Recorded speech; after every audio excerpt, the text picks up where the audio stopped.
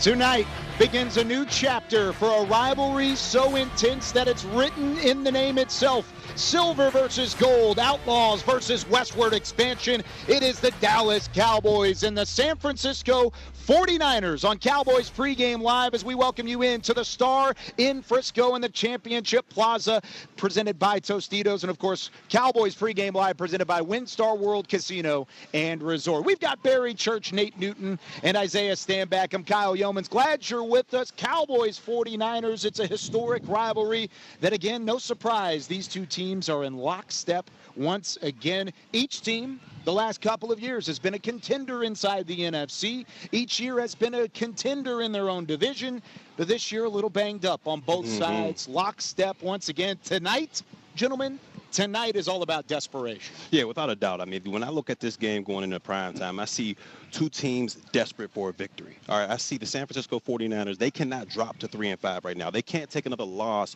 to an NFC opponent. And then you look at the Dallas Cowboys. They can't drop to 3-4. They got to stay within striking distance of the Philadelphia Eagles, who had a victory today to get to 5-2. So to me, I see two desperate teams hungry to get back on the football field and try to get a win, try to get some momentum for this latter half of this season. And you look at this team, the Dallas Cowboys, there's a lot of chirping and around the edge, creativity, players' toughness, injuries, guys are being lazy. On the other end with the San Francisco 49ers, it's just about the players being missing. So, they got to get back healthy. But us as a team, we have to be competitive. I'm talking about the Dallas Cowboys. We got to come out and play with everything they got. I see you speaking a little French today, huh? You can see a little wee-wee? Okay, let's listen up. The Dallas Cowboys are playing for their identity right now, and so are the San Francisco 49ers. Obviously, we know what the 49ers have been the last three times we faced them since 2021. We have lost to these guys the last three games, okay, and it hasn't been good. Dak, 3 touchdowns, 6 interceptions. We know all the stats. But who are they without their main players? Who are they without Brandon Ayuk? Who are they without Christian McCaffrey? Who are the Dallas Cowboys without some of their main guys as well? There's a lot of injuries on both sides of the ball, and when you start going down on the depth chart, you start finding out exactly what the ethos is of your team. Yeah, and both teams a little bit banged up. Let's take a look at the San Francisco 49ers. They may be in worse shape than what the Dallas Cowboys have been dealing with in terms of injuries, which is saying quite a bit. Now, these are guys that have been banged up the last couple of weeks. This is just on the offensive side. Christian McCaffrey, of course, he's missed every game this year because of that Achilles injury. He's out for the season. They've had Jordan Mason step up in a way. Deebo Samuel, a couple positions down from that. He is available tonight. He had pneumonia symptoms, went to the hospital, and only played a couple of snaps in the last game before doing so. George Kittle, Deebo Samuel, both available, but Brandon Ayuk is not. Isaiah, when it comes to Brandon Ayuk, how impactful is that for the San Francisco offense and the fact that they don't have one of their top targets? Yeah, when you start talking about Brandon Ayuk and why they signed him to such a major contract, what was it, $30 million a year or something like that? Anyways, they gave the man the bag, and that expectation when he got the bag was to become the premier contributor offensively at the receiver position. They no longer have that. They also don't have Juwan Jennings. He's also going to be man down as well, I believe, most likely coming into this game. So you're missing two of your main guys. So when you miss that contribution from the outside, then obviously defensively, you can now focus your attention on two things, the running game, and you can focus your attention on Mr. George Kittle, which I know Big Nate Newton hates to see running down the middle with the ball. The amazing thing about this right here, this dude averaged over 17 yards a catch last year. I think the other year before that, 19 yards a catch. So he's taking the top. He's giving George Kittle that chance to work the middle of the field. He's giving Deebo Samuel the chance to swing out of the backfield or either do the jet sweeps, because you have to back up to respect this guy. With him gone, that's a big hand clap for the Cowboys. Yeah, when you look at Ayuk, he may not have been putting up the same numbers that he did last year, this year, but when he lined up on the outside, defenses still had to respect this guy on the outside, because to me, he was the best route runner for the San Francisco 49ers. He made a living killing defenses over the middle of the field, where Brock Purdy loves to throw the football. In between those numbers, that's where Brandon Ayuk was making a living out there. So with him not being out there, I think it's going to put more on Brock Purdy's plate. He's going to have to go out there with receivers that may not be able to get the same separation as an Ayuk out there and throw into tight windows. So I believe it's going to put more on the plate of a Shanahan, of a Purdy, to get more creative out there, to get these other guys open and opportunities to be productive in this offense. Yeah, even without some of their top weapons, this is a dangerous team, and a big reason for that has been Kyle Shanahan and the offensive scheme and his mindset. We'll talk a little bit more in depth about that here in a couple of moments, but I want to talk about Mike McCarthy. The Cowboys head coach has had some success after bye weeks, both during his time in Green Bay and, of course, as the head coach for the Dallas Cowboys. 12-5 after the bye week, 3-1 as a part of the Dallas Cowboys. Can a bye week be enough of a medicine for this Cowboys team to turn things around? You would think so. If you look at these numbers, you would think being 12-5 after a bye week that Mike McCarthy's teams come out strong and ready to go. So to me, this coaching staff, they've had 2 weeks to prepare for this 49ers matchup. When this team comes out there, I need this offense and this defense for the Dallas Cowboys to come out with a lot of urgency. I need them to start fast and punch early, all right? They had opportunity for 2 weeks to go out there and prepare for the 49ers. I need to see some creativity on the offensive side of the football, especially once you get into the red zone. Right now, the Dallas Cowboys offense is ranked 31st in the National Football League in the red zone. We need to see them cash in those opportunities when they get down there. And defensively, I need Mike Zim to reach into that bag, all right? You've had 2 weeks to prepare for these guys. I need you to give some unscouted looks, something that the 49ers have not seen before, because if you give Shanahan and you give Purdy, the study guy, before the test, they'll be able to pick this defense apart. Mike Zimmer and these guys, they got to get in their bag and show some unscouted looks to this 49ers offense. I think what Coach McCarthy does during that open week, man, he gets in there, he gets his cart, extra bed, whatever, and put it in that room, and he started breaking down not only his team and his players, he started breaking down the defense, the offense, what has been the tendencies of what's been happening. Then he come out after the bye week and seem like a different coach, different offense. Yeah. You know, we may get a little bit more emotion. We may not get a little bit more emotion, but we may add a player here, take a player away right here. He always find that little niche to get them going, so I'm looking for more of the same. Yeah, I think what Big Nate Dawes referring to is a lot of times when you are in the season, it's very difficult as a head coach to spend a lot of time doing self-scouting. You have an entire scouting department whose job it is to look ahead and get the analytics ready for you so you can start preparing for that upcoming week. And as a coach, you might be able to go back and look at the game maybe one time, and then you got to get on to the next opponent. The thing about the bye week is it gives a coach an opportunity now to go back, self-analyze not only the players and critique what they're doing and their contributions, but also critique yourself. So it allows for you to become a better coach at this point of the season where you're coming out as a 500 team, and now hopefully you can go ahead and go out better for these next 11 games. So did I really say all of that? You did say all that. Nate always says what is needed to be said whenever it comes to Mike McCarthy, the bye week, and the Dallas Cowboys. That's why we pay him the big bucks, the beach cheer on the desk. That's right along his alley. Now, speaking of big bucks, there's a lot of emphasis and a lot of involved in terms of trying to turn this Dallas Cowboys team and this season around. Even at 3-3, though, this Cowboys team is not discouraged. Mike McCarthy spoke earlier in the week about how the locker room still bought in on all the goals that are still in front of them. What goes on outside of the locker room is not an illustration of what's going on in the locker room. I mean, the practices, the way they go about it, the energy that they bring, you know, into the meetings. We're getting better.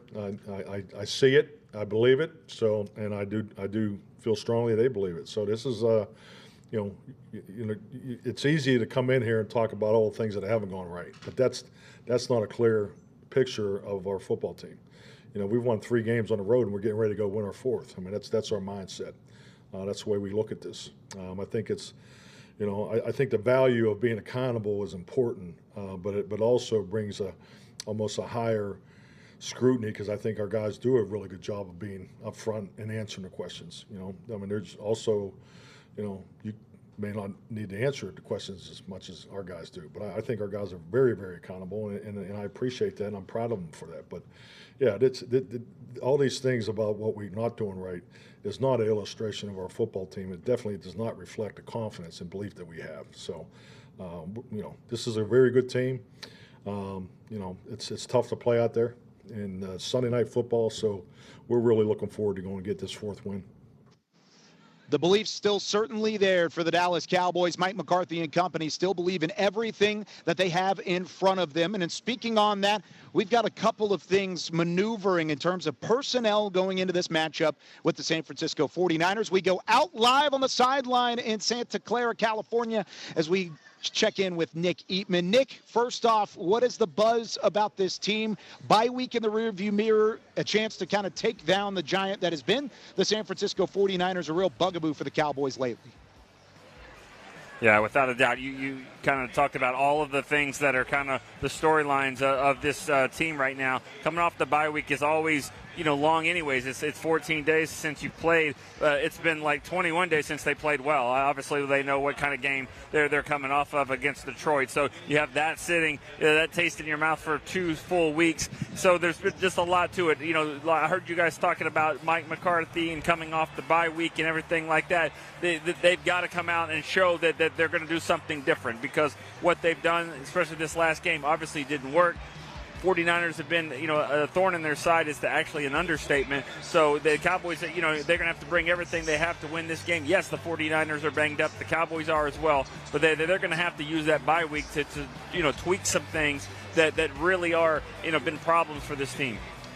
Speaking of doing something different, the Cowboys making a switch at the running back position, at least for this week, elevating Dalvin Cook from the practice squad, giving him some extra snaps. And in doing so, Rico Dowdle out with an illness. He'll be on the inactive list that we'll talk about here in a moment. But what kind of change does that give? What kind of jolt does that possibly give in terms of this Cowboys offense?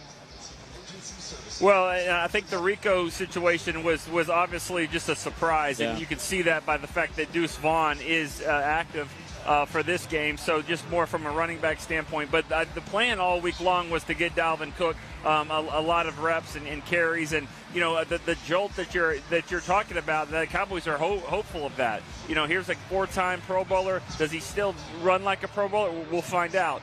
But they're last in the league in rushing. He's sitting in the practice squad. If not now, then when? And so I think that was kind of the point of let's see what he can do. Does he know the plays? One thing that I'm going to be looking at, Kyle, is how much before the snap does Dak have to move him around? That's when we'll find out just how much he understands the protections and all that. You'll see it a lot. Sometimes the quarterback will move him this side or talk to him, which is natural, but I wonder how often that has to happen. What do you expect about the guys up front blocking for Dalvin Cook and Deuce Vaughn and Ezekiel Elliott today? What's that offensive line going to look like after Tyler Guyton is back in the fold?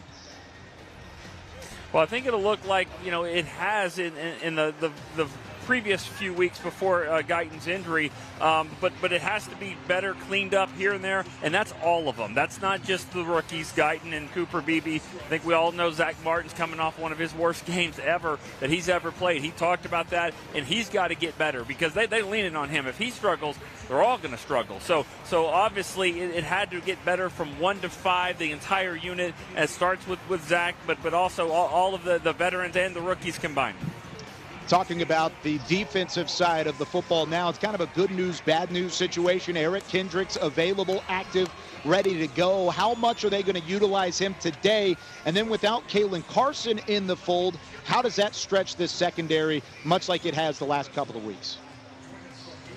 Yeah, I think that Oruwariye has played well at cornerback, considering all that he's been on the practice squad and all that, and he had to come in for a game. He's been better than Booth. I think he's actually played better than Kalen Carson as well. So when they're all healthy again, Carson, Bland, it'll be interesting to see just what they do there. But I think they're fine from that standpoint, especially this week with the 49ers, having a lot of injuries at receiver. I'm not saying that those guys can't make plays. They got some speed over there at the 49ers do. But still, I think the matchup-wise, I think the Cowboys should be okay. And then Eric Kendricks, he's their leading tackler. He's the heartbeat of that defense. They had to have him back. I know it's a big game for him, too. He was agreed to terms with the 49ers for a few days until they had a change of heart. So he obviously wants to play well in this game. No doubt about it. Everybody needs to play well against the San Francisco 49ers. That is a fact. Nick, appreciate you as always. We'll catch up with you as you interview Stephen Jones later in the show. So, of course, we're out here in the Tostitos Championship Plaza. We've got some great fans behind us. We'll talk a little bit more about those fans momentarily. But first, let's take a look at these inactives as the Cowboys, of course, taking on the 49ers without some of their top players. No DaRon Bland, who was activated in terms of the practice list, not yet on the active roster, so he won't show up here, but he is also not available alongside Micah Parsons. Kalen Carson was another name, Isaiah, that we were hoping to get back in the fold, and then, of course, we just talked about Rico Dowdle. Which names out of this list stick out to you? Kalen Carson, I think that's somebody that everybody was hoping would be back for this game. Obviously, I mean, you think about the fact that Trayvon Diggs is going to be out there taking care of business, but Deebo Samuel is present. So no matter where he goes, we want somebody that can track him. If he wants to go away from Diggs, we would have had a Kalen Carson out there. So now you don't. Now you're asking somebody else to step up in that regard. So that's the man that sticks out for me. And I'm going with you on that, Isaiah. Kalen Carson had a great camp, man. He was very competitive, and you always talked about this kid that had good feet. And we just need him out there. So, number one, to get some experience, and number one, to deal with them smaller players, and maybe in the slot and outside. Yeah, I'm with you guys when you talk about Carson being there. But a name I'm glad I don't see on that list is Kendricks. To me, that is a guy that he wears the green dot. He's the quarterback of that defense, and he could be that veteran presence, that calming factor. All right, when I was a player here at the Dallas Cowboys, that calming factor was Sean Lee. I mean, guys would go out there. We'd have 3 big runs on us, maybe a big pass here and there. He would huddle us up and say, hey, guys, we need to get going here. This is okay. Everything's going to be all right. Go out there and make a play. That's what I believe Kendricks can bring to this defense. You saw what his absence was last couple weeks against Detroit. The guys just didn't look like they knew what they were doing out there. When you have that guy that understands the defense, it can bring everybody together. It's a huge factor defensively, and that's what I believe Kendricks can bring to the table. You talked about Sean Lee and your connection there as a linebacker to a safety and how it kind of radiates. With a position like that, it's so physically testing, so physically gruesome. Is he okay going the full workload today? Is that something we can expect out of Eric Kendricks? They're going to need him to. They're going to need him to go out there and be able to go all 3 downs, all 4 quarters. It's going to be a physical matchup when you talk about the San Francisco 49ers. But this is a guy, 11 years in the National Football League. He's seen pretty much every offense that there is out there. And he can teach these young guys what he sees out there. Hey, they're pulling this guard to go here. Hey, they're backing their blocks right there. That means that the pass is coming. He can be that calming factor that this defense needs going forward, but they're going to need him for all 4 quarters tonight. Now that we're officially back on the television screen out here at Tostitos Championship Plaza, we can finally see the great fans that are back behind us here having some fun, getting ready for the Cowboys and the San Francisco 49ers. It allows us to reset some things. Yeah, there we go. There's a great shot from all the way above. We've got Barry Church up here at the desk, former Cowboys safety. Nate Newton, 3-time Super Bowl champion up here, former offensive lineman. 3 of them things. And then we've got Super Bowl champion Isaiah Stanback here as well. You just got the one ring to deal with. But we do have some great fans. We're going to be giving out some things as we go along. We've got some Whataburger hats. We've got some Yeti cooler bags that are really nice. Isaiah's already tried to take 1 or 2. Yeah, I'll already get it before I get there. We're also going to have a fun throwing competition here in a couple of moments. We'll explain more on that momentarily. Let's shift our focus to the San Francisco 49ers. We mentioned earlier that this is a team that is also dealing with some injuries up front. They do get Deebo Samuel back, their top wide receiver target these last couple of years. George Kittle also available, though he was questionable on the injury report. Barry, when you've got a couple of guys like that, even though they're banged up, how dangerous does that make this Kyle Shanahan-led offense? Well, when you're talking about a Kittle and you're talking about a Deebo Samuel, these are just added weapons to an offense that you got to make sure you know where these guys are at all times. I don't care if Deebo Samuel's 100% or if he's 70% out there. This is a guy that if you get the ball in his hands in open space, he can make guys miss and he can have big plays. We already know what Kittle brings to the table when you talk about the passing attack, but these are just 2 guys that are going to be weapons for the San Francisco 49ers going against this Dallas defense, and you got to understand where 85 is and number 1 is at all times. When you're dealing with Deebo Samuel, man, he's a little bully.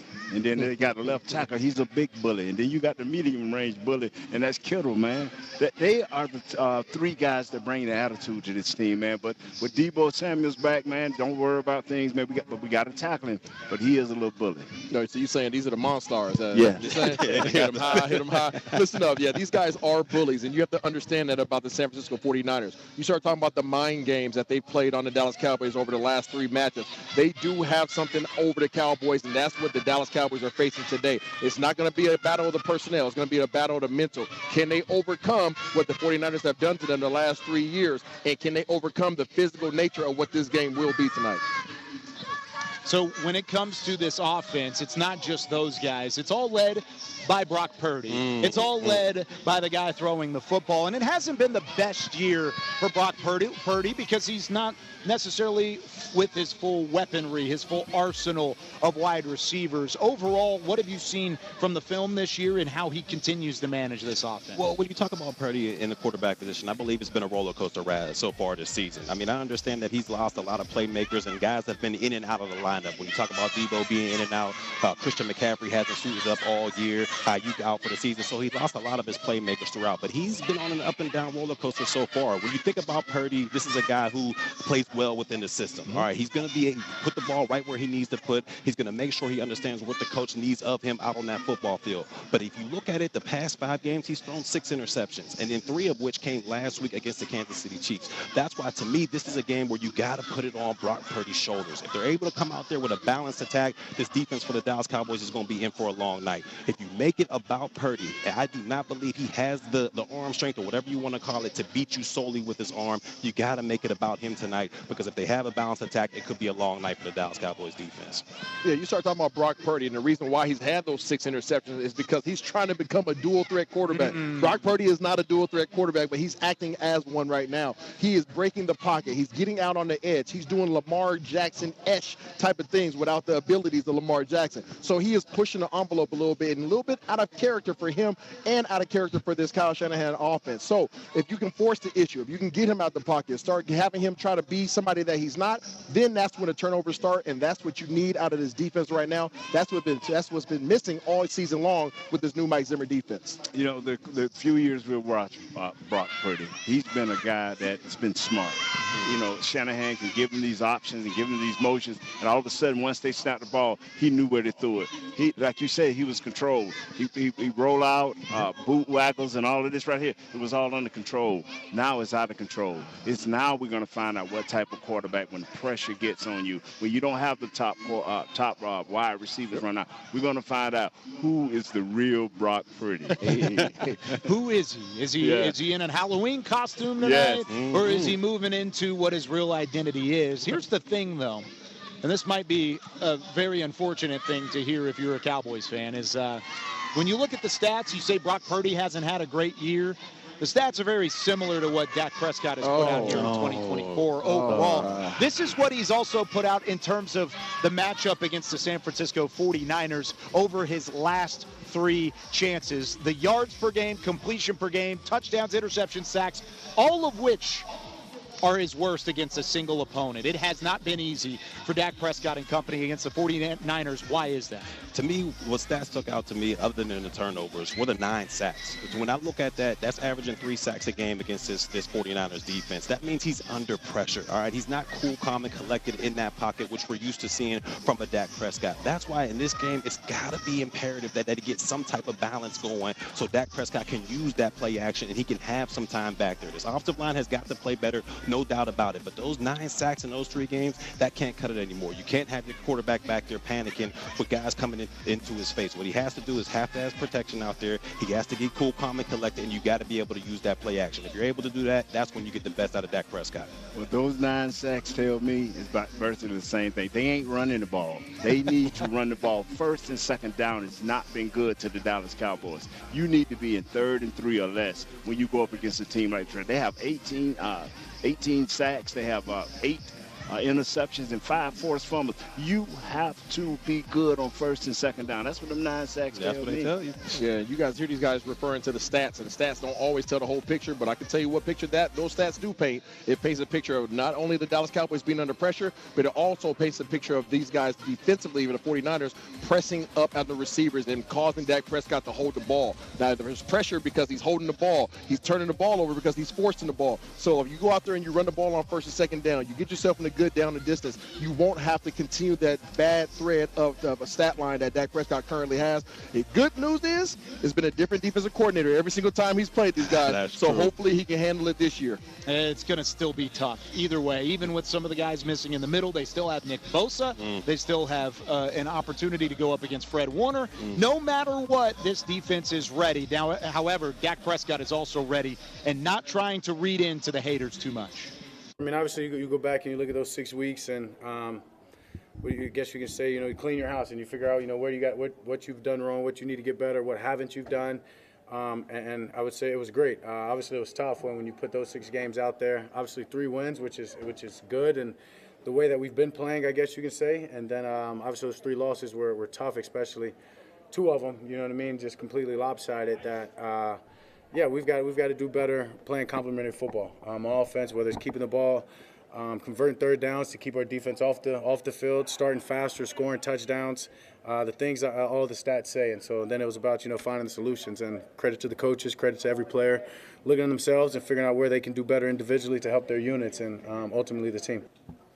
Dak, how would you assess how you played through the first 6 weeks? And do you feel like you need to do more, play better as you're coming off this bye? Yeah, I'd say do more. I'd say both. Yeah, I'd say both. I'd say I've played average, and average isn't good enough right now by any means. I mean, it's never been good enough for me, so I can't say that I've been happy or excited after any of these games that I've played. But understanding that there's more plays out there for me to make, whether it's in the design or not. I'm capable of it. Sometimes you get going early in the season and you want to feel, I guess you can say what you need to do in your team out that, I feel like I've got that great feel now, and I understand what I need to do more. It's not about playing perfect, which Calvin's alluded to, time or two, or Clarence, excuse me, whichever one said it. Yeah, it was you, Clarence. You said I need to play perfect. I keep receipts like Dion said. All right, so here's the thing. Dak Prescott just talked about how this is a position that you are going to keep receipts from because it's the quarterback position. It's the most scrutinized position in all of sports, and it's also Dak Prescott specifically as quarterback for the Cowboys is probably the most criticized player in the NFL. Now, we want to say it's easy. Sitting at home in your armchair watching some football, you say, Dak Prescott's not playing good football, right? It happened to you a couple times. That's what they said. You played quarterback at Washington. You played it in the NFL. Yep. Not easy, right? It's not the easiest thing in the world. I know a lot of people sit at home and they watch it and they have frustration because of the passion for the Dallas Cowboys, but it's not the easiest job in the world when you're QB4 for the Dallas Cowboys. So we're going to give you an opportunity to represent all the people sitting at the crib watching it on the couch and see if you have Dak Prescott abilities. So this is Alex. I don't have my mic. Where did that mic go, Nicole? I'm going to step back a little bit. Get that mic over here. Nicole's hanging on to the mic because she's hogging it overall. So I got to be able to talk to Alex here. Alex, have you played professional football in the past? No. You have not played professional football. You said no. Let's make sure this is on. No. All right. No, you have not. No. Okay, so do you think we've got a net set up? If we can turn this thing around, we've got a net set up about 20 yards away or so. Barry Church very nicely showing off the net. You think you can nail that net right there? I think so. Okay, so ain't no way. You guys think he can nail it? Y'all think he can nail it? All right, give him some space. Give him some space. Let me say, he's going to need some room. We have three different gift cards here, Paul. One of them is a $25, a $50, and a $100 gift card to the Pro Shop for the Dallas Cowboys. If each one of these that you hit, your total will go up. So you hit one, you get 25. You hit two, you get 50. You hit all three, you'll get $100 and an added prize as I drop the $100 gift card on the ground. You ready to rock? All right, so Alex is ready to go. Hey, y'all need some crowd noise here. We need crowd noise. All right, about 20 yards away here. You ready to roll? Hold on. Let me. Oh, you get the Get him right. Yeah. Lift them sleeves up a little bit. Yeah. All right. Throw number one on the way. Oh, a little too come on, strong. man. That's okay. He's got Tipped and overthrows. Got to get those. The receiver is the net, not Barry. The receiver's the net. All right. All right. Just making sure you know. Barry can't intercept it. I can't say it. Oh, okay, right to Barry so again. he's a safety. Okay, that's an Man, interception. you get my stats nice right now. I'm telling you. Good already. You make the Hall of Fame without getting the quarterback. Okay, here's the thing. I'm going to give you an out here. Ooh. We don't know about this yet, but you can get a celeb shot, and Isaiah Stanback can take a shot at it here, and you can win a special gift card and the special prize as well, the mystery prize. Then you want to do a celeb shot, or if you make it on this last one, you get $100 straight up. So you can have Isaiah take the celeb shot, get the extra gig, or you take one more shot at it. We won't take one more shot. I love it. I love the confidence. That's what I'm talking about, baby. Okay. Hey, y'all, I need real noise right now. Real noise. Let's go, Alex. Let's go, baby. All right, here it is. Oh! Alex, phenomenal job. It's not as easy as it looks. Isaiah's going to give it a shot here. Isaiah, here, I'll tell you what. Isaiah, everybody back up here. We got a lot of individuals here. Let me see. All right. If you can make this, I will still give him the mystery prize. You still going to give him the mystery prize? I will still give him the mystery prize if you can hit it in the net right here. One shot. I'm not giving you two. You played quarterback in the NFL. Oh! was short. See what happened? It was short. Oh, my disgusting. goodness. Man, I tell you what. Hey, Alex, appreciate you being a good sport. We appreciate you as always. We'll try this next time as well. All right, find our camera here. He's in the middle of everybody. Man, I should let them little This kids isn't go. easy, of course, and the Cowboys are going to try and get things done against the 49ers, which is something they haven't done in quite some time. Let's go back out to hear from Tommy Yarish in San Francisco. The 49ers have been a thorn in the Cowboys' side for their last 3 meetings, and Dallas hasn't won in this building since 2017. The 41st matchup between these two teams will be one littered with injuries, but neither side will feel sorry for the other. Dallas comes into this game with an extra week to prepare and, more importantly, heal, but that does not make things any easier. We mentioned the 41st matchup between these two teams. For Mike McCarthy's teams coming off a bye, they are 25-13 to finish out the regular season. McCarthy is 3-1 after the bye in his 4 seasons thus far with the Cowboys to pick up that 4th win and their 4th win of the 2024 campaign. They need to do so against a field that has not been friendly to them in recent years. This was as bad a disrobing as you could have possibly imagined. It was an annihilation, it was an abomination, and it was a big surprise. Last year, San Francisco handed Dallas their worst loss of the 2023 season at Levi's Stadium with a 42-10 victory. The Cowboys had to take a hard look at themselves after that game to figure out what their identity was, and it worked, as they won 7 of their next 8 games en route to a 12-5 season. Fast forward to 2024, and Dallas is coming off their worst loss since 1988, with a chance to get their groove back against the team that embarrassed them a year ago. But before the Cowboys could lick their opponent, they first had to search internally during the bye week. Regardless of who we're playing, regardless of what happened last year, 2 years ago, it really is irrelevant, and we need to improve, and that's in a number of different areas, and that's what we're working on. Both of these teams are coming in with some of their star players unable to play, which may lead some to think that this game doesn't matter or doesn't count as much given the circumstances. But that's no excuse for anybody. Trust the brothers that we playing with out on the field. You know, we got a lot of players down, and so do they. But we can't use that as an excuse as playing good football, because we all been playing this game for a long time, and we know our end goal, and that's to go 1-0 every week. So that's the plan this week too. A bye week never comes at a bad time, but this year's off time couldn't have been placed better. A chance to get away and refocus, all while still being on the same page and building a connection as teammates, led to a strong week of practice that Dak Prescott said featured some of the best communication he's heard at the line of scrimmage so far this year.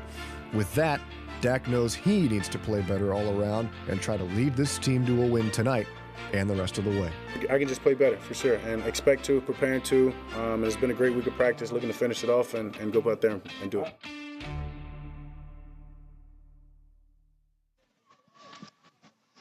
So again, back here at Tostitos Championship Plaza, we relied on Alex to give us some fun and give us some opportunity here. Yeah. It didn't necessarily work out, Isaiah. It didn't happen, man. See, what happened was on my throw, my boy Barry didn't get enough picks, right? You know what I'm saying? So I was trying to help him out, help the stats. Yeah. You were trying to pad the stats. Oh, that's 3 interceptions right there. As a defender, tipping over a Hall of Famer. You got to get those, tipped and over those, right? I saw my opportunity, jumped on it. Saw the opportunity, didn't end up happening, but we welcome you back here at the Cowboys pregame live. Barry Church, Nate Newton, Isaiah Stanback. I'm Kyle Yeomans. The Cowboys have lost 3 straight games against the San Francisco 49ers. We just heard from Tommy about really the recent history pairing with the former history between these two. It's never an easy matchup, Barry. Why is this one different this time around? I believe the 49ers this time around, they're reeling. I mean, we just talked about the playmakers in and out of this lineup right now. They're on the ropes. And if you're ever going to beat a 49ers team, this is the time you have to do it. I mean, you can no longer be the punching bag for the San Francisco 49ers. You can no longer be the little brother to this team. There's a time when you got to stand up to the bully, and that's what this time is right now. When you look at this team defensively for the 49ers, they're not as great as they once were in the years past. Right now, when you talk about their defense in the red zone, they're ranked 22nd in the National Football League. Meaning you can punch the ball in on these guys. But whatever it happens out there on the football field, this team has got to stand up. They got to put the fight towards the bully, and I believe it starts here tonight in Santa Clara.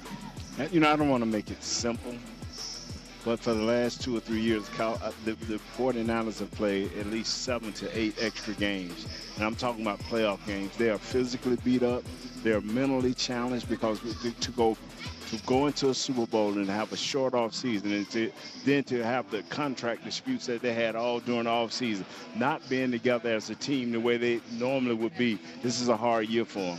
And so when you play those extra games, you got all that extra notoriety. Everybody comes at you in a different way. And a lot of these young Cowboys and a lot of the veteran guys don't know the history of what has happened. So just go out and play. Yeah. Sometimes enough is enough. Yeah. Right? You got punched in the mouth by the same team, by the same bully on the schoolyard every single time you faced them over the past 3 years. Enough is enough, Dallas Cowboys. You were given a bye week leading up to it to help you prepare, help you try to get a little bit healthier, but come back now and face this bully with air in your chest and confidence in your heart. You're tired of these guys going out here and wiping it, coming out there like Nate always says, coming out the tunnel with the boombox. Trent Williams, Debo Samuels, all those same guys are going to be out there. Go out there, take these guys out so that you can stand on your own 2 feet and you can finish this season out. So you said it earlier, just off air a little bit. What happens when they walk out with the boombox today? Ooh, Nate's one. No, that was you that said it. Yeah, but I'm following Nate. Yeah. You know what? It's always a switch. Yeah, for everybody. For Mike Tyson, it was when they walked to the middle and they faced everybody talking about how they what they gonna do to Mike and all this right here. Then Mike look at him and that thing clicked. That boom box on Trent Williams, that thing clicked from Debo down to Brock Purdy, and it's just a different mindset because the way we looked at them when we played, we looked at the 49ers. We didn't have boom boxes. Jimmy didn't let us have that, but that's how we felt. We were the bullies for a long time. And you got to change that. You got to change it. You have an opportunity to do it tonight. What about George Kittle? You mentioned a lot of names there. George Kittle's up there as well. The last time the Cowboys faced George Kittle was a 3-touchdown performance from the tight end. What continues to make him special? Well, not only in the passing game that makes him special. He's a mismatch nightmare for safeties, linebackers, and we get all that. But to me, I don't think he gets enough credit as a run blocker. All right, when these guys get to that left side, when you got big Trent Williams on one side, and then you got Kittle right next to him, that's where the San Francisco 49ers love to run the football. So the antennas have got to be up for the Dallas Cowboys. When they see 85 right next to 71, they are going to run the football right behind those 2 guys. And George Kittle, he's one of the best blockers in the National Football League. Like I said, we talked about the way he's able to catch the ball as a route runner out there, but as a run blocker at the line of scrimmage, this guy can drive defensive linemen back, drive linebackers back. He is an outstanding all-around tight end, and this is a guy that the Dallas Cowboys have got to know where he is at all times. Go back and check the records. When them 2 line up on the same side, they at least a yard and a half more than the right side. This guy Kittle is something special. What you have to do, no matter what, you got to put hands on him. Yeah. When he comes to the end of the line, I don't care if it's a run play, I don't care if it's a pass play. I learned it from Belichick. You put hands on him. You disrupt his routes. But you know what, man? He's the physical cat, and he is the hardest thing. I know he don't went to Brock Purdy and say, look at him, man. I'm riding with you. When things get a little shaky, look for your boy. No, they went straight Bad Boys 4, ride together, die together. Huh? Kittle and Debo, along with Trent Williams, these guys are the heartbeat of this offense. You want to talk about the physicality. You want to talk about the mentality and the approach to this offense. These are the 3 guys that make this thing go. Jordan Mason is he's just a product of what he came into. If you can get in these guys' face and you can match them up man to man and challenge them and don't allow life to be easy for them, you can have some success. But if you allow George Kittle to go out there and start eating and start being the wild man like he is on Con Air, if you allow Debo Samuel to go out there and be the Debo from Friday, if you allow these guys to be who they are, then you're going to have a long night. Not kicking down the door. Yeah, buddy. No. Not knocking on. My grandma gave me that. I'm going to just talk about it. I'm going to just talk about it. Yeah, we'll talk about that later. We can't talk about that in front of the guys. You mentioned Jordan Mason. You mentioned what they can do in terms of running the football. Even without Christian McCaffrey, guys, Jordan Mason is still a guy. They still rank inside the top 10 in terms of rushing yards per game. He's even better than that throughout what he's done this year. Why are they still having success with him as a running back? Well, number one is the scheme, right? The running scheme. These guys are not the greatest of pass blockers right now, but running-wise, these guys are still beasts. This is what they do. They start getting into those power sets and start pulling guards and centers. These guys can make holes that freaking me and Nate Newton both walk through holding hands. This is just what they do. But when you start talking about his abilities, I don't care that he was undrafted. I don't care about where he came from, where he's at right now. He's the second best running back in the league. I'm going to say that again for the people in the back. Second best running back in the league behind Derrick Henry and ahead of Saquon Barkley. So when you start talking about the best running backs in the game, he's in that conversation right now based upon his stats. He's physical, he's fast, he has a great approach, and he can catch the ball out of the backfield. A lot of the same characteristics that C-Mac has, he has. Only difference is instead of trying to shake you or shake around you, he wants to run right over you. You can go out and get a great player that can do it all and shake you down, but you can also do like John Lynch and coaches done, the head coach for them. They look at players in college and say, he fits my scheme. I have something for him. And this guy's another one of Lynch deals. That's the general manager. He just special, man. I mean, he run behind his pads. He can run through you. He can run over you. And then all of a sudden, he can get by you. So this kid is an all-around player, physical runner. I mean, you guys pretty much said it all. I mean, this guy is an outstanding young running back. Reminds me a lot of Marshawn Lynch when he played for the Seattle Seahawks. I mean, that guy, he had a little bit of wiggle to him, but he wasn't trying to avoid contact at all. He could run straight through you. And that's the same thing I see out of young Mason out there. This is a guy that benefits from the scheme. And just like you said, the blocking up front with these guys, creating these holes that he can run through. That's why I believe it's imperative for this Dallas Cowboys defense. You got to win first and second down. You cannot have the San Francisco 49ers dealing with 3rd and 2s, 3rd and 3s, 3rd and 4s, because all they're going to do is turn around and hand that ball off to Mason and convert the first down. What you got to do is force them to get into those 3rd and 8s, 3rd and 10s, and that puts the ball back in Brock Purdy's hand, where I feel like you can have the advantage.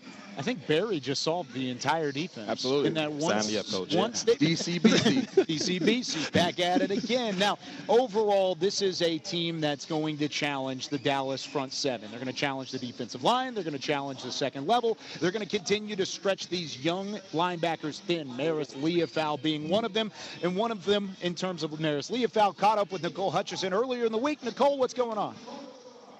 Kyle, you know, you hit it on the nail. I mean, everyone has to step up against the 49ers this week, which is why Mike McCarthy actually implemented those cross-the-hall meetings, which means a lot of the position groups got to hear how they can improve from a different set of ears. So, for example, the linebackers met with the running backs coach. The quarterbacks met with the secondaries coaches. So what does this do for the mindset of this team? Well, I spoke with Maris Leofau about it this week, and here's what he had to say. Yeah, I think it's just kind of get back to our fundamentals, our play style, really, just playing how we should and how we know we can, being who we are on the field and getting our preparation right so that we can kind of get back on track. Something that Mike McCarthy had talked about this week is he's really big with post-bye adjustments. He's had a lot of success post-bye 3-1, but he said that, you know, you guys are doing a lot of cross-the-hall meetings, so meeting with different coaches, and you guys got a chance to sit in with Jeff Blasco. What were some of the conversations like for you in order to improve and take those next steps? Yeah, it was great to have a different set of eyes tell me what they're seeing, and so getting feedback from him personally, it was taking great angles to the ball. Doing that more consistently throughout the game. So working on that throughout practice and being intentional with that is something I'm focusing on this week to help me get better. And so, like I said, it's just great to hear input from other coaches. Do you feel like the intensity of practice this week has kind of gone up a little bit? I think it's been up, and so I feel like it's kind of the same. We try to practice at a high intensity every week. Yeah. You guys switch gears, like I mentioned, heading into Week 8, taking on the 49ers, who have had the Cowboys' numbers the last few years. And there's a guy on that team that you could potentially have to cover, George Kittle, one of the tight ends, who's day-to-day right now because of a foot sprain. But what's the challenges having to contain him? Yeah, I mean, he's just an all-around player. He's one of those guys who you got to look up for on the offense and be like, this guy can't beat us, and so we got to make the other guys beat us. He's one of those go-to guys we are definitely highlighting, and so we're doing different things on defense to be aware of him, know he's right. We know where he's at on the field at all times. Cowboys defense overall, I mean, this is a team in the San Francisco 49ers that uses sideline to sideline, and you just heard from Maris Leofau.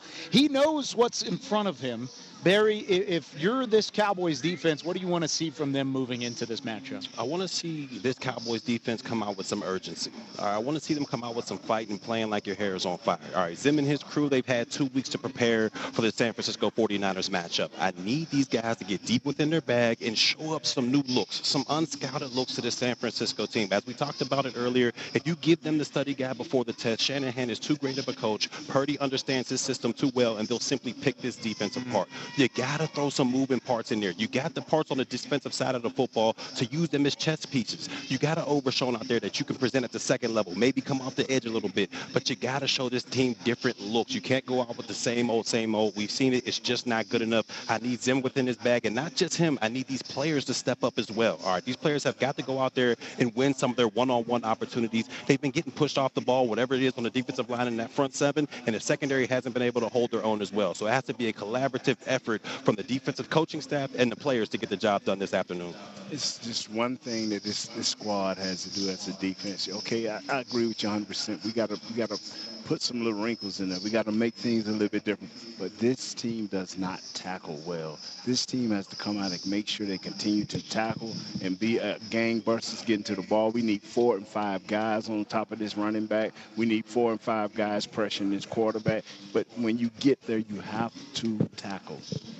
The word of the day is not job. The word of the day is take away. All right, that's what I want you guys to do. I want them to take away some aspect of this offense, whether that's the pass, whether that's the run. Take something away so that Shanahan has to be even more creative and that you can kind of narrow down what the opportunities are for their offense. And the second part of that, take the ball away. We're used to seeing this defense have plenty of takeaways, which gives the offense plenty of opportunities to go out there and have more scoring opportunities. This defense has not been taking the ball away. They've been having sustained drives that have been allowed all season long. Take something away from that offense, take the ball away, and give your offense a chance to put you in the ball game. Got to find a way to get it done in terms of the defensive side of the football, just like Fred Warner has been doing for San Francisco. I mean, you watch the film more than anybody, Isaiah. Yep. What is Fred Warner bringing to the table as probably the best linebacker in football? There's no probably about it. Fred Warner is the best linebacker in football, and I stand on business when I say that. When you draw up a linebacker, this is exactly what you want. Fred Warner is smart, right? He's determined, he's physical, he's relentless, and this dude is athletic as all get out. There's no aspect of his game that is a weakness. He's able to go ahead and force you into sets that you really don't like offensively. He will change up your protection, he'll change up your scheme, and then he'll drop out and get interceptions. Not only get the interceptions, but get up and run them back to the house. He makes it life easy for all the guys on his defense side of the ball. He helps in the passing game, and he fills gaps in the running game. I like everything about this guy. The Dallas Cowboys have to circle him at all times and make sure that your linemen keep their eyes on him. Okay. So what you're saying is, Superman, is it a kryptonite out there? What can we do? I mean, the bottom line is this right here. You're going to have to, I'm talking about your guards and your center. You're going to have to do a nice deuce block. That's on the guy. That's a 3 technique. That's over the guard. You got to have a nice deuce block. It's got to be perfect. You got to scoop up to Fred. You got to make Fred run the hump. That's every linebacker's nightmare when he have to run the hump. When he just can't come downhill.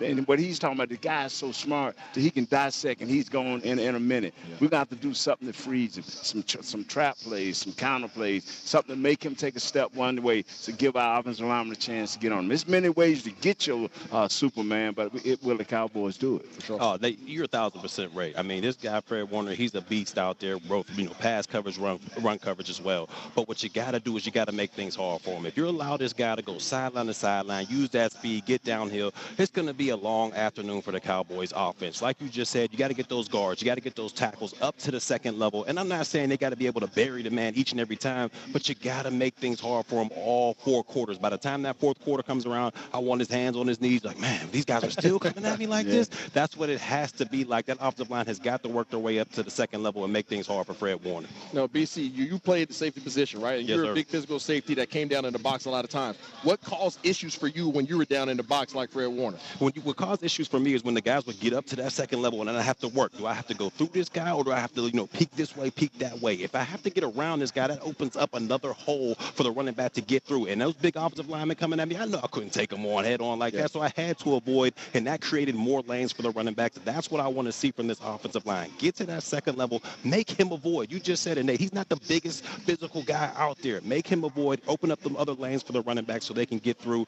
but you got to make things hard for him each and every down. Did you ever play with a guy like Nick Bosa? Like Nick Bosa? Yeah, a guy by the name of DeMarcus Ware. Yeah, he was pretty good, right? That was pretty good. So if you're comparing Nick Bosa and DeMarcus Ware, what kind of challenge does that present to this offensive line? Oh, the utmost challenge. I mean, still, Guyton, you got to get ready because this guy's going to be at you all 4 quarters. He's one of these guys that just has an unstoppable motor. No matter what it is, he does not take plays off. And there's going to be times when you got to get help from a tight end here and there. But like Nate said before, there's going to be times when you got to hold your own. You got to be out there, and you're an NFL player. You got to be able to hold your own sometimes. You're not going to be able to get help each and every down out there. Those guys have got to be ready for those opportunities. And when they do arise, be ready. Buckle your chin strap.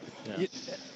I could deal with superstars. When I used to play superstar defensive lineman, I could deal with it. But what I hated was the superstar defensive lineman that just had a motor. Yeah. That's what Bosa got. You would never see him give up. You would never see him not. Even when they play 30 yards down the field, he's trotting that way. Just, if a ball come loose, if something go wrong, he's right there. He shed his motor down somehow, some way. Confuse him, man. Block down on him. Crack his ribs. Do what you got to do, man. Let's get a needle up in his lungs. You know what I'm saying?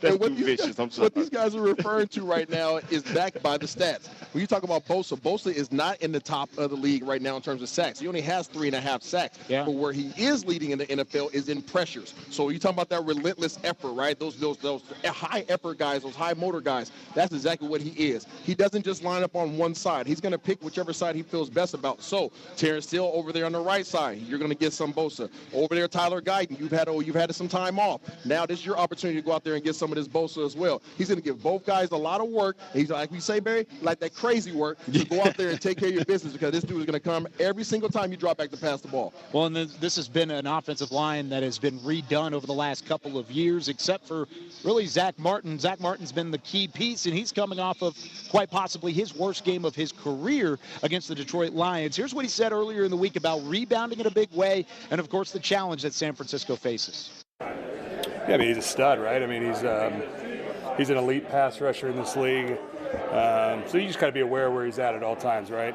I don't think it's a secret. I think he knows every time he goes into a game, he's going to have some sort of second component coming at him. And, he's a heck of a player. I think first and foremost is his motor. And the guy plays extremely hard. He's fun to watch on tape because he just plays extremely hard. And a lot of times guys play that hard. They're not on the field as much as he is. And the guy's on the field a lot. So we just got to know where he's at and try to match his intensity,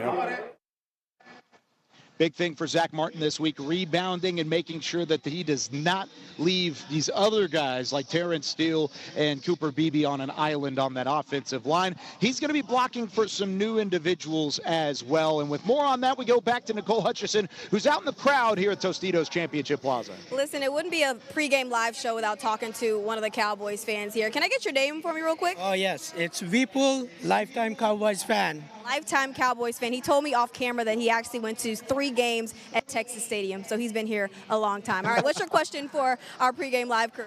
Sure, thank you. Guys, Rico is inactive today, so what do you think about Dalvin Cook, how he's going to get our running game going? Great question. Great question. Now, here's the thing. Having Dalvin Cook in the fold here is an interesting wrinkle because nobody really knows what he still has left in the tank. He's been on the Cowboys practice squad throughout the season. He did not have all of training camp. He was added in week 1. So, Isaiah, you've been around some running backs. You've played the skill position before. Is there enough ramp up here at this point in his career to make an impact? Yeah, I believe so. I mean, this is week 7 of the NFL season. Yep. He did not have training camp, so this first 6-7 weeks has been his training camp. He's been ramping up. Nobody knows behind the scenes what he's been doing, how prepared he is, but I believe that he should be comfortable at this point in time to step into a significant role for the Dallas Cowboys. Now, we don't know what version of Dalvin Cook we're getting, and we're going to get a look at that tonight, most likely. But if he is anything resembling what we've seen in the past from Dalvin Cook, he is one of the most respected, well-versed running backs in the game. He's going to bring an element of physicality. He's going to bring the versatility in terms of being able to catch the ball out the backfield, and hopefully he can protect the backside of Dak Prescott as well. He's been a solid running back over his career. Hopefully that continues here in Dallas. 15 touches, 7 passes, 8 runs, or you can switch it up. At this point, we don't care about the ramp up.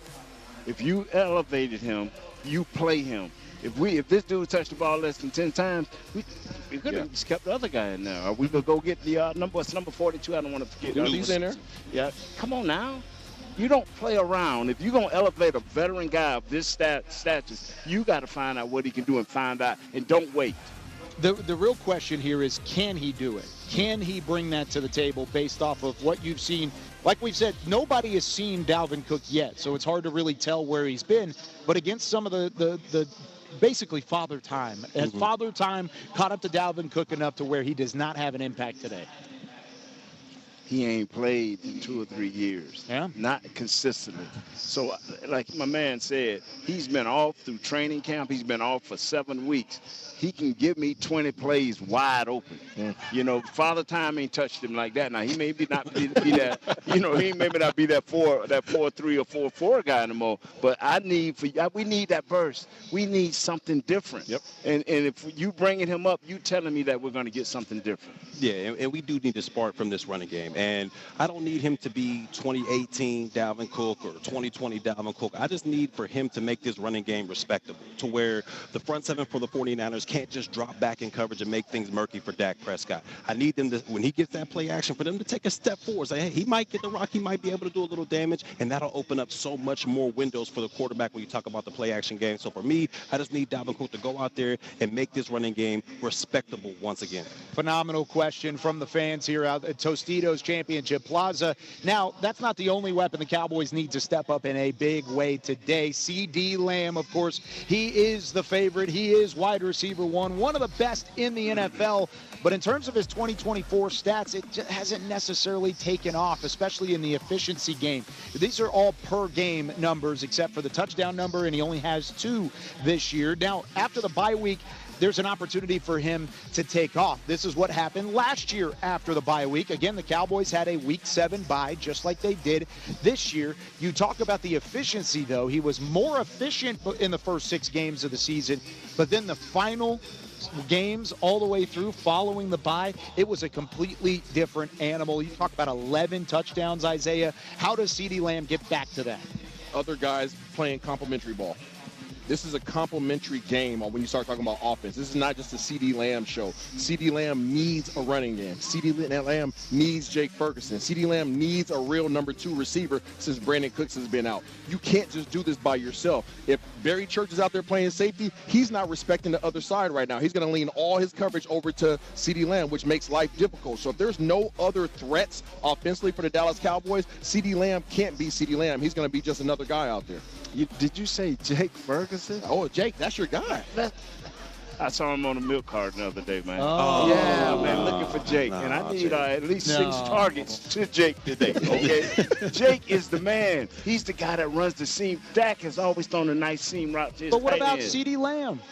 Yeah, I know we're supposed to be talking about CeeDee Lamb, but it's the reason if they throw to Jake, CeeDee Lamb comes open. Tober becomes a better wide receiver. So I'm sorry, CeeDee, you the man, but Jake won't help. No, these gentlemen are correct. I mean, when you talk about CeeDee Lamb, you need that Robin to the Batman. You need somebody to help open things up for you out there. But what I want to see from CeeDee Lamb going into this game and for the rest of the season is I need that production once again in the red zone. Yeah. What we saw there on that stat was pretty alarming to me. 11 touchdowns to just 1 for the first 1 through 6 season last year. This guy needs to step up once again into the red zone and get this offense scoring points. I mean, they're relying a lot on the field goal kicking right now. That's not going to get the job done when you talk about upper echelon teams. You got to perform in the red zone, and that's where I think CeeDee Lamb can take off. You know who else can help out CeeDee Lamb? What's that? Coach McCarthy and Schottenheimer. Yeah, those guys can help out CeeDee Lamb by creating a little bit more versatility, a little bit more creativity when it comes to offensive play calling. Typically right now, if you see CeeDee Lamb in the slot, it's a corner route or it's an over route. You have to create more options for him, and so you can make the defense think twice about what he's going to be doing. I have to see more on offense. Mike McCarthy talked about it. Jerry Jones talked about it. Stephen Jones talked about it, and he might talk about it again as he joins Mickey Spagnola on the sideline at Levi's Stadium. Thanks, Kyle. I am with Cowboys CEO Stephen Jones, and Stephen, here we are at this stadium once again for big game.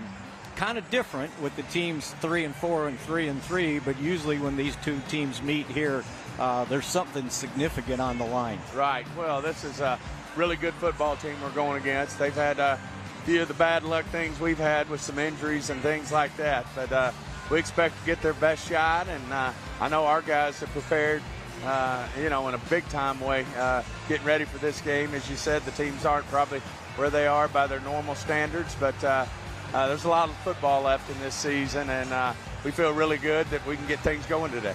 What do you hope to see from your team coming out of the bye? Yeah, I think the big thing is, just a little more commitment to running the football. Get in there. You just got to be committed to it. I think Mike really wants to recommit to that. And then, other than that, just go out and compete and execute. Big part of this. And I feel like our guys are ready for it. They had a great week of practice this week in terms of really getting ready for it. And, feel like we'll go out here and play well.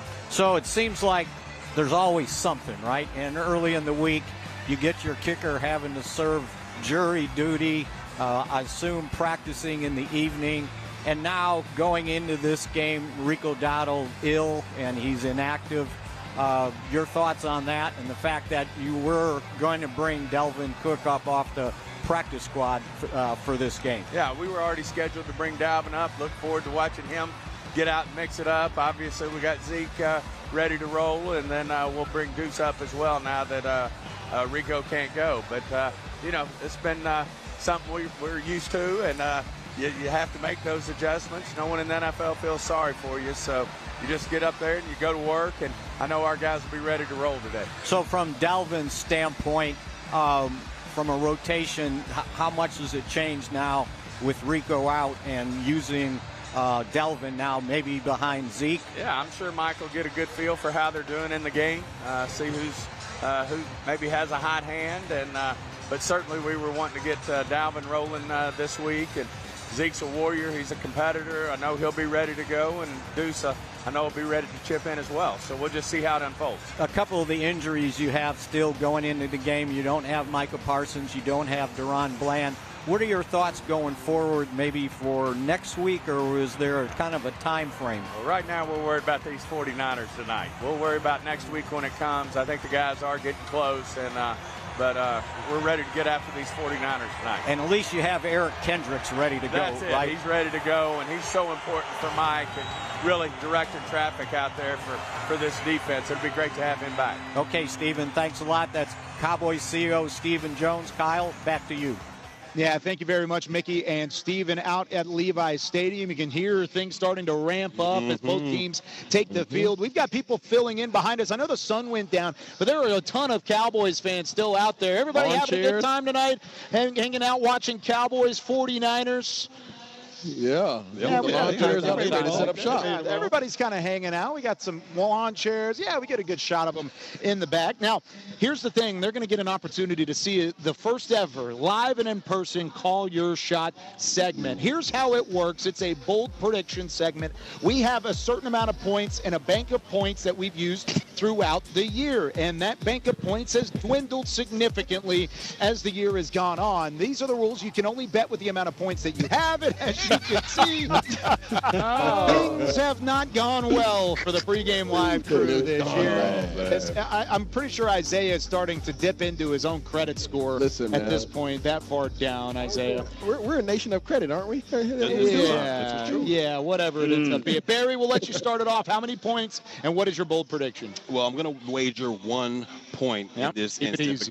I got one because you're going against a tough defense out there. So my bold prediction is that CeeDee Lamb will get back on track and have at least 100 yards receiving in this contest. They're going to need Dak Prescott, CeeDee Lamb. They got to get that connection going once again, and I believe it starts tonight in Santa Clara. CeeDee Lamb, make me proud, baby.